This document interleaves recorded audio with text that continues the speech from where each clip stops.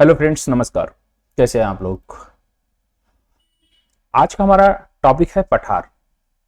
पठार कहते किसे हैं हम देख लेते हैं। आपको पता होगा कि इससे पूर्व मैंने भारत के भौगोलिक परिप्रेक्ष्य में जो देखा था उसमें हमने हिमालय को देखा है और वहाँ की विभिन्न पर्वत चोटियों को देखा, दर्रों को देखा। दर्रे क्या होते हैं? दो पर्वतों के बीच के क्षेत्र को दर्रे कहते हैं। अगर सकरा हुआ हो तो मतलब दो पर्वतों के बीच में जो पतला जो है रास्ता होता है वो क्या होता है? दर्रा होता है, जिससे कि रास्ता आवागमन होता है एक पर्वत से दूसरे पर्वत के क्रॉस बिंदु पे। ठीक है। यदि वो दो पर्वतों के बीच चौड़ा जो है जगह हो तो उसको हम क्या बोलते हैं? घाटी बोलते हैं। मतलब छोटा रास्ता होता है जो वो पर्वत वो दर्रा होता है, और बड़ा रास्ता हो जाता है तो घाटी हो जाता है। तो पर्वत की घाटियों और दर्रों में तो अंतर आपको पता चल गया। विभिन्न घाटी और दर्रों के बारे में हमने कल की क्लासों में देखा भी था कि कुल्लू घाटी कहाँ है, कांगड़ा घाटी क्या है, कश्मीर घाटी कहाँ है। ठीक है, तो ये सब चीजें हमने देखा हुआ था। आज का हमारा टॉपिक पठार है। तो भारत के पर्वतीय प्रदेश, दर्रे, घाटियों के बाद हमारा पठारी रीजन जो है, जो कि ये है हमारा आपका जो है पठारी रीजन है। ठीक है, टोटल का टोटल ये पठारी रीजन है। तो आई होप आपको ये पठारी रीजन के बारे में आपको पता होगा। नहीं पता होगा तो हम आपको आगे बताएंगे। फिलहाल हम चलिए नोट्स से शुरू करते हैं। तो प्रायद्वीपीय भारत की चट्टानों की उत्पत्ति लगभग 3600 मिलियन वर्ष पूर्व हुई थी। 1 मिलियन में 10 लाख होता है। ठीक है, अब यहां पर देखिए 3600 मिलियन वर्ष पूर्व हुई थी और क्या बोल रहा है? प्रायद्वीपीय भारत। तो आपको प्रायद्वीप के बारे में मैंने कई क्लासों में बारे में बताया था, लेकिन आज मैं फिर बता दे रहा हूं कि प्रायद्वीप का मतलब होता है कि ऐसा द्वीप जो तीन तरफ से समुद्र से घिरा हुआ हो। जैसे कि हमारा भारत देश है, जैसे कि इटली है। जैसे भारत देश देखिए हमारा यहाँ, तो इधर अरब सागर है, आपको पता ही होगा। नीचे आपका हिंद महासागर है, इधर बंगाल की खाड़ी है। तो बंगाल के तीन तरफ से समुद्र से घिरा हुआ क्षेत्र क्या होगा? तो प्रायद्वीप होगा। तो हमारा जो प्रायद्वीपीय भारत है, ये जो पठार का मतलब होता है, सबसे देखिए ऊंचा आकार होता है पर्वत जिसमें चोटियां होती हैं। उससे बाद पर्वत के जब ये चोटियां अवशिष्ट हो जाती हैं, झड़ जाती हैं, तो एकदम टूट करके मैदान से थोड़ा ऊंचा हो जाता है, लेकिन पर्वतों से छोटा होता है। पर्वतों से छोटा पहाड़ी होती है जो आकार में छोटी होती है। पहाड़ी से छोटा क्या होता है? पठार होता है। तो पठार जो होता है पर्वत का तीसरा चरण होता है। इससे भी आप जान सकते हैं। ठीक है, तो सबसे बड़ा चीज क्या होता है हमारे उच्चावच में? पर्वत होता है। उसके बाद क्या होता है?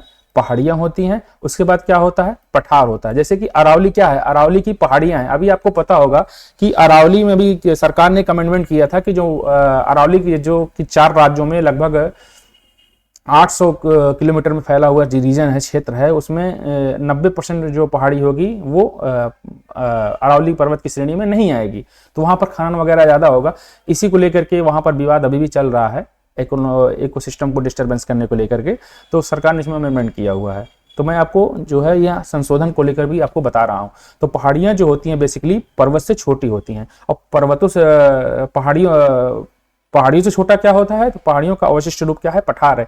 अर्थात जब अरावली पर्वत श्रेणी एकदम अवशिष्ट हो जाएगी तो पठार के रूप में हो जाएगी। आपको पता है कि अरावली पर्वत श्रेणी जो कि आपके हरियाणा, उसके बाद आपका हरियाणा हो गया, उसके बाद आपका ये राजस्थान हो गया, फिर आपका दिल्ली हो गया, ये सब रीजनों में जो 4 राज्यों में फैला हुआ क्षेत्र है, ये यहाँ से जो है एक इकोसिस्टम को जो है अच्छा कार्य करने का कार्य करती है। यहाँ की आपको पता होगा कि यदि ये अरावली पर्वत श्रेणी यहाँ पर नहीं होती तो मे भी आपको पता है कि यहाँ जो थार का मरुस्थल है ये आपके इस क्षेत्र में आना स्टार्ट हो जाता। ठीक है, और वो जो ठंडी हवाएं जो इस तरफ आती हैं, मानसून डिस्टर्बेंस करती है, और सारी की सारी हवाएं जो है आपके नॉर्थ ईस्ट में जो वर्षा हो रही है वो भी डिस्टर्बेंस हो जाता। तो कहीं ना कहीं अरावली पर्वत श्रेणी एक काफी महत्वपूर्ण जो है सेगमेंट है और इसको हमको नहीं भूलना चाहिए। ठीक है, फिलहाल वो अपने अवशिष्ट रूप में है, तो उस पर हम कभी और बात करेंगे। तो आपको पर्वत, पठार, पहाड़ियों के बारे में जानकारी हो गई। अब आगे बढ़ते हैं। कार्बोनिफेरस युग में यह गोंडवाना लैंड का भाग था। आपको पता होगा कि सबसे पहले आज से बहुत वर्षों पूर्व, मतलब करोड़ों वर्ष पूर्व, एक विशाल महाद्वीप जिसे हम पैंजिया कहते हैं और चारों ओर विशाल महासागर जिसे पैंथल ऐसा कहते हैं। तो कार्बोनिफेरस युग में फिर जो है इसका जो है विखंडन हुआ, तो उत्तरी भाग को लरसी और दक्षिणी भाग को गोंडवाना लैंड कहा गया। ठीक है, तो गोंडवाना लैंड का पार्ट जो है क्या है? ये जो हमारा प्रायद्वीपीय भारत है, ये गोंडवाना लैंड का भाग है। पहले ये किससे सटा हुआ था, तो अफ्रीका के हॉर्न अफ्रीका वाले क्षेत्र से सटा हुआ था। कार्बोनिफेरस युग के दौरान दामोदर, सोन नदी और गोदावरी बेसिन में कोयले का निर्माण हुआ है, जबकि क्रिटेशियस युग में के दौरान ज्वालामुखी उद्गार से दक्कन ट्रैप का निर्माण हुआ है। देखिए हुआ क्या था कि कार्बोनिफेरस युग में दामोदर, सोन नदी, गोदावरी बेसिन में, गोदावरी बेसिन का मतलब होता है घाटी टाइप का होता है, तो वहां पर कोयले का निर्माण हुआ है। अर्थात कहने का मतलब यह है कि आप प्रायद्वीपीय भारत को दो भागों में बांट सकते हैं। ठीक है, कार्बोनिफेरस युग में इन रीजन में जो है ये जो घाटियां बड़ी बड़ी बनी है, दामोदर नदी घाटी हुआ और सब जगह हुआ, तो यहाँ पर क्या हुआ है, कोयले का निर्माण हुआ है। और जब क्रिटेशियस युग में यहाँ पर जब अलग हो रहा था अफ्रीका से ये रीजन, तो वहां पर ज्वालामुखी उद्गार हुआ और पूरा पूरा ज्वालामुखी उद्गार करके एक तीव्र बौछार करके यहाँ पर जो है ला करके आपका ज्वालामुखी का जो मलबा है इसी पर फैल गया और दक्कन ट्रैप का निर्माण हो गया। ठीक है, इसी काल में दक्कन के पठार पर बेसाल्टिक लावा शैलों का निर्माण हुआ। अब आपको बेसाल्ट का पता होगा कि बेसाल्ट जो है समुद्र के अंदर पाया जाता है। ठीक है, फिलहाल जो ज्वालामुखी उद्गार होता है वहां पर भी बेसाल्टिक चट्टानें पाई जाती हैं, और ग्रेनाइट की चट्टानें जो होती हैं समुद्र के अंदर पाई जाती हैं। इसमें मैं कंफ्यूज कर रहा हूँ, थोड़ा आप क्लियर करिएगा, देख लीजिए कि ग्रेनाइट चट्टान समुद्र के अंदर पाई जाती है कि बेसाल्ट पाया जाता है। इसी में कंफ्यूजन है, चूंकि मैंने बहुत पहले पढ़ा था इस बारे में तो भूल गया हूँ। फिलहाल आप जानते रहिए कि दक्कन का पठार बेसाल्ट से निर्मित है। ठीक है, इतना जानते रहिए बस। दक्कन ट्रैप का निर्माण क्रिटेशियस काल में के अंतिम चरण में प्रारंभ हुआ था। प्रायद्वीपीय पठार में चौड़ी छिछली घाटियां एवं गोलाकार पहाड़ियां हैं। इस पठार के दो भाग हैं, एक मध्य उच्च भूमि और एक दक्कन का पठार। तो दक्कन का पठार आपको दक्कन ट्रैप जो है ये क्या है, दक्कन ट्रैप आपका जो है ये है आपका बेसाल्टिक चट्टानों से निर्मित है। और जो मध्य उच्च भूमि है यहाँ पर नर्मदा और सबके जो है कोयले के भंडार यहाँ पर पाए जाते हैं। तो मध्य उच्च भूमि आप जानते रहिए। नर्मदा नदी के उत्तर में स्थित मालवा का पठार के अधिकतर भागों को मध्य उच्च भूमि के नाम से जाना जाता है। तो नर्मदा के उत्तर में जो स्थित मालवा का पठार है उसे हम मध्य उच्च भूमि कहते हैं। मध्य उच्च भूमि पश्चिम में चौड़ी है, मतलब मध्य उच्च भूमि इस तरफ देखिए, पश्चिम और पूर्व आपको पता ही होगा, तो इस तरफ चौड़ी है और पूर्व की तरफ जो है संकीर्ण हुई है। और मध्य उच्च भूमि के पूर्वी विस्तार स्थानीय रूप से बुंदेलखंड, बघेलखंड के नाम से जाने जाते हैं। तो मध्य उच्च भूमि जो कि मालवा का पठार है ये कहाँ तक गया है, तो बुंदेलखंड और बघेलखंड रीजन, जो कि बघेलखंड आपको पता होगा, बुंदेलखंड आपका उत्तर प्रदेश, बघेलखंड आपका मध्य प्रदेश में स्थित है। दामोदर नदी द्वारा अपवाहित छोटा नागपुर पठार मध्य उच्च भूमि का ही भाग है। तो मैंने आपको पहले ही ऊपर क्लियर कर दिया था कि जो कोयले के भंडार वगैरह पाए गए हैं दामोदर नदी घाटी वगैरह, ये मध्य उच्च भूमि का पार्ट है। और ये कब बना हुआ था, तो ये गोंडवाना लैंड की भूमि है, तो क्रिटेशियस काल में बना हुआ था। ठीक है, और जबकि ये वाला जो है दक्कन ट्रैप वाला, तो इसमें जो है कार्बोनिफेरस युग में दक्कन ट्रैप वाला बना था। दक्कन ट्रैप कार्बोनिफेरस युग में बना था, नहीं, दक्कन ट्रैप क्रिटेशियस काल में हुआ था, जबकि ऊपर वाला जो है गोंडवाना लैंड की भूमि है कार्बोनिफेरस युग में इसका विभाजन हुआ था।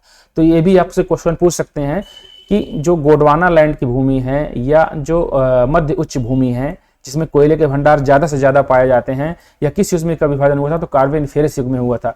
जबकि क्रिटेशियस युग में क्या हुआ था, तो जो दक्कन ट्रैप है जिसमें बेसाल्टिक लावा के चारों तरफ फैले हुए जो हैं मैग्मा है, और एक काली मिट्टी यहाँ पर रघुर नाम की पाई जाती है, तो कब हुआ था, तो क्रिटेशियस युग में हुआ था। ठीक है, छोटा नागपुर पठार का विस्तार मुख्यतः झारखंड के रांची, हजारीबाग और संथाल परगना, पलामू, धनबाद, सिंहभूमि जिलों एवं पश्चिमी बंगाल के पुरुलिया जिले में स्थित है। ठीक है, तो ये सब क्या है आपका, तो ये आपका क्या है, मध्य उच्च भूमि वाला रीजन है। इस पठार में विभिन्न ऊंचाइयों के पठारों का क्रम मिलता है। मध्य पश्चिमी भाग पर पाठ भूमि स्थित है जिसकी अधिकतम ऊंचाई 1100 मीटर है। ठीक है, और इस पठार की प्रत्येक दिशा में सोपान मिलता है, मतलब कहीं ऊपर है तो कहीं हल्का सा नीचे है, फिर उसके नीचे हल्का सा सोपानी, मतलब सीढ़ी नुमा। छोटा नागपुर पठार में तीव्र ढाल या तीव्र स्कार्पो के रूप में पाए जाते हैं। तो छोटा नागपुर पठार जो है ये तीव्र स्कार्पो के रूप में पाया जाता है। छोटा नागपुर पठार हजारीबाग वाला रीजन है और आगे चल करके मेघालय पठार में जाकर मिलता है, जो कि ये पठार का ही भाग है। ठीक है, तो अतः यह एक अग्र गंभीर है, और जो आपका गारो खासी जयंतीय पहाड़ी है ये इसी का ही पार्ट है। ठीक है, हिमालय का पार्ट नहीं, इसको भी जानते रहिएगा। तो मध्य उच्च भूमि क्षेत्र में बहने वाली नदियां चंबल, सिंध, बेतवा और केन है। ठीक है, और दक्षिण पश्चिम से उत्तर पूर्व की तरफ बहती हैं। दक्षिण पश्चिम का मतलब होता है कि दक्षिण और पश्चिम ये है इधर पश्चिम और इधर है दक्षिण, तो ये हो गया दक्षिण पश्चिम। ठीक है, इस प्रकार ये नदियां इस क्षेत्र में ढाल को दर्शाती हैं, तो जिस तरफ बहेंगी उस तरफ ढाल दर्शाएंगी।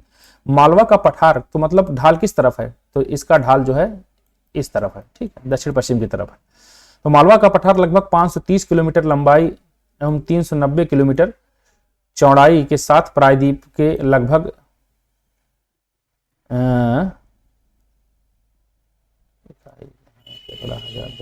1,50,000 वर्ग किलोमीटर क्षेत्र में विस्तृत है। तो इसको आप दोनों को गुणा भी करवा लेंगे तो वही आएगा। ठीक है, तो 1,50,000 या 1.5 लाख वर्ग किलोमीटर में फैला हुआ है कौन सा, मालवा का पठार, जिसे हम मध्य उच्च भूमि के नाम से भी जानते हैं। और इसका निर्माण कब हुआ था, तो कार्बोनिफेरस युग में हुआ था। आई होप इतना क्लियर हो गया। इसकी सीमा अरावली एवं दक्षिणी सीमा विंध्य श्रेणी में, इसकी उत्तरी सीमा जो है, उत्तर की सीमा अरावली से, दक्षिणी सीमा विंध्य श्रेणी के और पूर्वी सीमा बुंदेलखंड पठार द्वारा निर्धारित की जाती है। ठीक है, तो ये आपका ऊपर देखिए यहाँ पर मैपिंग में बता दिए हैं, ये है आपका लद्दाख का पठार। तो इतना ही आपका है, बाकी अब आपका यहाँ का आंसर क्वेश्चन आ गया है, क्वेश्चन आंसर आ गया है। तो देखते हैं, ऊपर है लद्दाख का पठार, इधर है मालवा का पठार। ठीक है, ये मध्य उच्च भूमि है। इधर है छोटा नागपुर पठार, ये भी मध्य उच्च भूमि का जो है पार्ट है। उसके बाद ये है मेघालय का पठार, तो ये पठार का ही हिस्सा है। ठीक है, और ये आपका जो है दक्कन ट्रैप वाला रीजन है, जिसपे जो है क्रीटेशियस काल में, जो आपको पता होगा कि जब भारत उत्तर पूर्व की ओर प्रवाहित होना स्टार्ट हुआ था, तो जब अलग हुआ तो इसी बगल से जो है यहाँ पे दो प्लेटें जब एक दूसरे के दूर गई तो बीच में जो मैग्मा निकला वो इसी के ऊपर उठा करके विस्फोट कर दिया, तो पूरा का पूरा लावा जो है इसी पर फैल गया था। ठीक है, और यहाँ पर जो है पठारों का निर्माण हुआ था। फिर इधर देखिए कठियावाड़ का पठार है, फिर महाराष्ट्र पठार है, तेलंगाना पठार है, कर्नाटक पठार है, दक्कन का पठार यहीं आप कह सकते हैं इसको, या दंडकारण्य पठार, दंडकारण्य क्षेत्र भी इसमें कह सकते हैं। फिलहाल यहाँ पर देखिए और भी दिया गया यार, तो दक्कन का पठार त्रिभुजाकार भूभाग है, दक्कन का पठार त्रिभुजाकार के भूभाग में है। ठीक है, नर्मदा नदी के दक्षिण में स्थित है, इसके उत्तर में चौड़े आधार पर सतपुड़ा की श्रृंखला है, तो यहाँ पर सतपुड़ा श्रृंखला है। ठीक है, यहाँ पर। ठीक है, जबकि महादेव, कैमूर और मैकाल श्रृंखला इसके पूर्वी विस्तार को प्रदर्शित करती हैं। दक्कन ट्रैप में काली मृदा पाई जाती है, तो मैंने आपको बताया था कि दक्कन ट्रैप में काली मृदा पाई जाती है, जिसका निर्माण बेसाल्टिक लावा के अपक्षय या अपरदन के फलस्वरूप होता है। अपक्षय का मतलब क्या होता है, कोई भी चट्टान अपनी जगह पर टूट करके गिर जाए तो उसको हम अपक्षय कहते हैं, और कोई वह चट्टान अगर बह जाती है पानी के माध्यम से उसको अपरदन कहते हैं। ठीक है, अरावली की पहाड़ियां प्रायद्वीपीय पठार के उत्तर पश्चिमी किनारे पर स्थित हैं। अरावली की पहाड़ियां प्रायद्वीपीय पठार के उत्तर पश्चिमी किनारे पर स्थित हैं। ये बहुत अधिक खंडित और अपर्दित पहाड़ियां हैं। ठीक है, तो अरावली की जो पहाड़ी है बहुत खंडित और जो है अपर्दित है। प्रायद्वीपीय पठार की का एक भाग उत्तर पूर्व में पाया जाता है, इसे स्थानीय भाषा में मेघालय का पठार भी कहा जाता है। कार्बी एंगलांग पठार तथा उत्तर कचार पहाड़ी के नाम से भी इसे जाना जाता है, तो कार्बी एंगलांग पठार या मेघालय का पठार इसको कहा जाता है। यह भ्रंशन के कारण प्रायद्वीपीय भाग से मालदा गैप द्वारा पृथक हो गया था। तो यहाँ हुआ क्या था कि ये पहले तो इसी तरह था, लेकिन यहाँ पर जब बीच का भाग धसक गया, ये बांग्लादेश जहाँ पर बना, तो भ्रंशन के कारण ये मालदा गैप इसी को कहा जाता है, तो ये अलग हो गया। ठीक है, फिलहाल आप जानते रहिए भ्रंशन के कारण अलग हुआ था, प्रायद्वीप के पठार से पृथक हो गया। मालदा गैप पश्चिम बंगाल के मेघालय एवं कार्बी एंगलांग पठार को छोटा नागपुर पठार से अलग करता है। मेघालय पठार में 3 महत्वपूर्ण पहाड़ियां गारो, खासी और जयंतिया पाई जाती हैं। भुवन पहाड़ी मिजो हिल्स का भाग है। दंडकारण्य क्षेत्र मुख्यतः उड़ीसा, छत्तीसगढ़, आंध्र प्रदेश के और तेलंगाना, महाराष्ट्र में विस्तृत हैं। तो यहाँ पर आपको दंडकारण्य क्षेत्र पता होगा कि नक्सलाइट क्षेत्र है, ये नक्सल यहाँ पर ज्यादा पाए जाते हैं। और नक्सल का मतलब ही होता है इंटरनल सिक्योरिटी। आप पढ़ेंगे कि ये जो होते हैं सरकार के जो नियम कानून होते हैं उनको नहीं मानते हैं, उनके खिलाफ जो है अपना दुष्शत्रु जो है सरकार को ही समझते हैं। ठीक है, तो पहला क्वेश्चन देखते हैं यहाँ पे, भारत के दक्कन के पठार पर बेसाल्ट निर्मित लावा शैलों का निर्माण हुआ है, तो क्रिटेशियस युग में हुआ है। तो मैंने आपको पहला यहाँ पर क्वेश्चन बताया था कि इसको आप देखिए क्रिटेशियस युग में हुआ है, तो answer A is the right answer होगा। देखिए यहाँ पर लिखा गया कि कार्बोनिफेरस युग के दौरान दामोदर, सोन नदी और गोदावरी बेसिन में कोयले का निर्माण हुआ है, जबकि क्रिटेशियस युग के दौरान अत्यधिक ज्वालामुखी उद्गार से दक्कन ट्रैप का निर्माण हुआ है। और इसी काल में दक्कन के पठार पर बेसाल्ट निर्मित लावा शैलों का निर्माण हुआ और दक्कन ट्रैप के निर्माण क्रिटेशियस काल के अंतिम चरण में प्रारंभ हुआ। ये आप जियोलॉजिकल टाइम स्केल पढ़ेंगे तो वहाँ पर आपको क्रिटेशियस काल और कार्बोनिफेरस काल, जुरैसिक काल, उसके बाद आपका कल्प, महाकल्प, प्लायोसिन और मायोसिन, ये सब चीज़ आपको मिलेगी। ठीक है, प्लेस्टोसीन। ठीक, तो मेघालय का पठार भाग है किसका? प्रायद्वीपीय खंड का, हिमालय श्रेणी का, पूर्वी घाट पर्वतों का कभी नहीं होगा, हिमालय का कतई नहीं होगा, सतपुड़ा का कहीं नहीं होगा, प्रायद्वीपीय खंड इस राइट आंसर होगा। ठीक है, मेघालय के पठार प्रायद्वीपीय पठार का विस्तार है और इसे कार्बी एंगलांग पठार भी कहा जाता है। या भ्रंशन के कारण प्रायद्वीपीय भाग से और मालदा गैप से पृथक हो गया। ठीक है, भारत के अतिरिक्त प्रायद्वीपीय पर्वत निर्मित है। भारत के अतिरिक्त प्रायद्वीपीय पर्वत निर्मित है कहाँ पे? इयोजोइक महाकल्प में, पैलियोजोइक महाकल्प में, मेसोजोइक महाकल्प में, सेनोजोइक महाकल्प में। तो Cenozoic is the right answer होगा।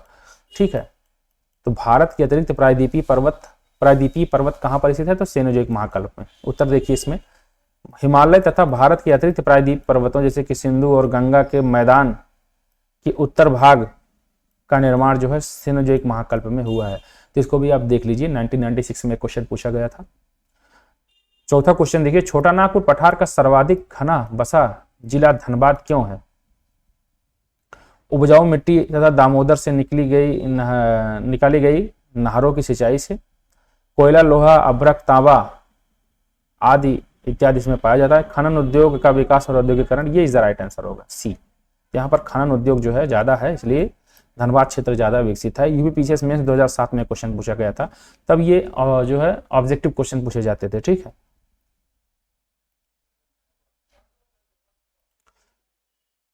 ठीक है, तो धनबाद में कोयला खनन और औद्योगिक स्थापन के लिए जाना जाता है। धनबाद में लाल मिट्टी व्यापक क्षेत्र में पाई जाती है जो कृषि के लिए उपयोगी नहीं होती है। कोयला, लोहा, अभ्रक इत्यादि का पाया जाना जो है जनसंख्या के संकेंद्रण का कारण नहीं हो सकता है। तो फिलहाल आप यहाँ क्या कह सकते हैं, तो यहाँ पर जो औद्योगिक क्षेत्र जो विकसित हुए हैं इसी के लिए जो है इसको जाना जाता है। छोटा नागपुर पठार एक अग्र गंभीर है, एक गर्त है, एक पदस्थली है या एक संप्राय भूमि है? तो एक अग्र गंभीर है। अब यहाँ पर देखिए नया शब्द आ गया अग्र गंभीर, जिसको मुझको भी नहीं पता है। देखते हैं एलिब्रेशन में क्या लिखे हैं। तो छोटा नागपुर पठार की विभिन्न ऊंचाइयों के पठारों का क्रम मिलता है।